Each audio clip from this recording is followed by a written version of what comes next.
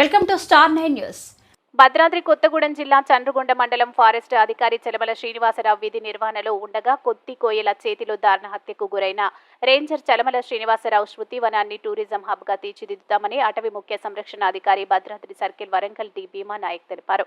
Forest ranger Chalamala Srinivasarao జ్ఞాపకార్థం మంగళవారం శ్రీనివాసరావు మృతి చెందిన ప్రదేశాన్ని స్మృతి వనంగా నామకరణం చేస్తూ ఆ ప్రదేశంలో 16,660 మొక్కలు నాటి ఆయన స్మారక స్తూపాన్ని ఆవిష్కరించారు. ముందుగా బెండలపాడు గ్రామ శివారు రేంజ్ లో కార్యాలయం నుంచి 100 వాహనాలతో ఎర్రబుల్లలోని శ్రీనివాసరావు స్మృతివనం పోకలగూడెం బీచ్ వరకు భారీ ర్యాలీ నిర్వహించారు.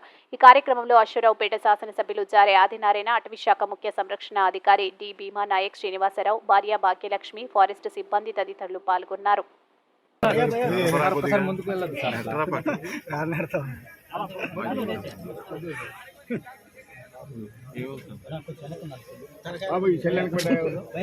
హలో